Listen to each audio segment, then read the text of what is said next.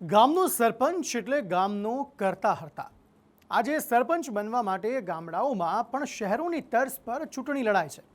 પણ જો તમે ભણેલા ગણેલા ઉમેદવારને ચૂંટો છો તો કોઈની હિંમત નથી થતી કે તમારી પંચાયતમાં ભ્રષ્ટાચાર કરે।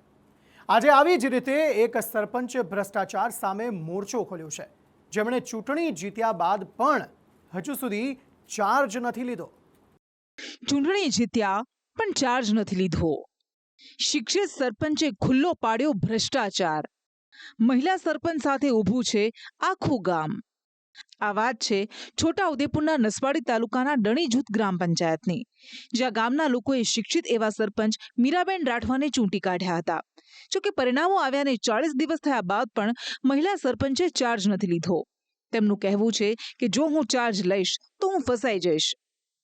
મહિલા સરપંચનું કહેવું છે કે પંચાયતમાં નર્યો ભ્રષ્ટાચાર ચાલતો હતો। અગાઉના તમામ કામ કાગળ પર બતાવ્યા છે, પૈસા ઉપડી ગયા છે, અને આ ભ્રષ્ટાચાર 1-2 લાખનું નથી, 50 લાખના કામ કાગળ પર ચાલી રહ્યા છે। તેની તપાસ થવી જોઈએ।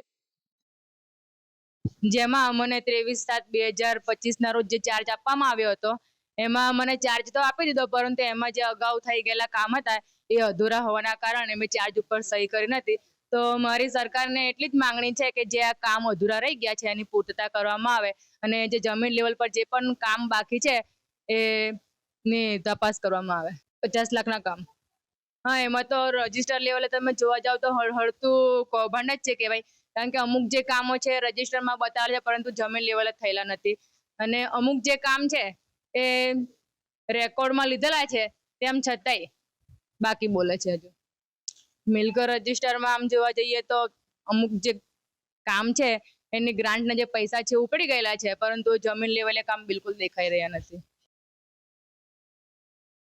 સરપંચ ખાલી આરોપ લગાવી રહ્યા છે તેવું નથી। મિલકત રજિસ્ટ્રારથી લઈને દરેક કામની ચકાસણી ખુદ કરી રહ્યા છે।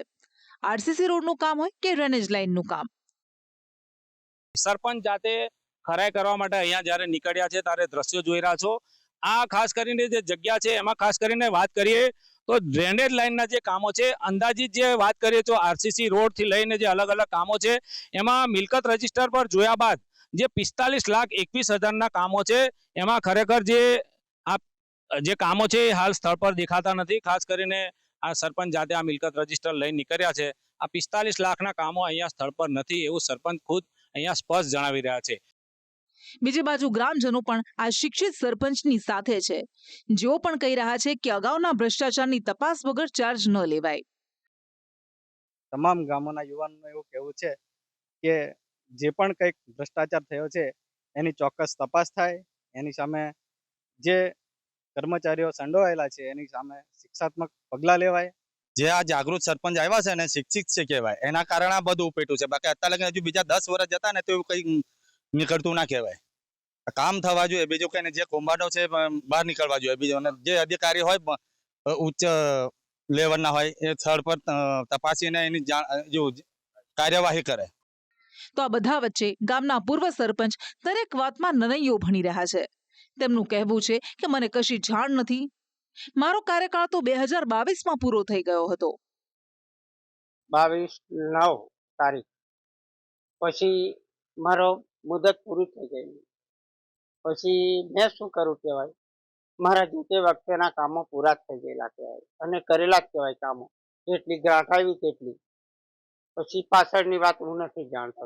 જે તે ખોટું કર્યું હોય કામ તેની પગલાં ભરાવા જોઈએ, બીજું શું કરીએ સાહેબ અમે। આમ ડણી જૂથ ગ્રામ પંચાયતના ભણેલા ગણેલા અને જાગૃત સરપંચે નવા ચૂંટાયા બાદ પહેલા હિસાબ કિતાબ કરી ભ્રષ્ટાચારીઓ સામે મોરચો ખોલી દીધો છે। જો આવી રીતે દરેક સરપંચ જાગૃત હોય તો કોઈની હિંમત નહીં થાય પંચાયતમાં ભ્રષ્ટાચાર કરવાની। બ્યુરો રિપોર્ટ, સંદેશ ન્યૂઝ।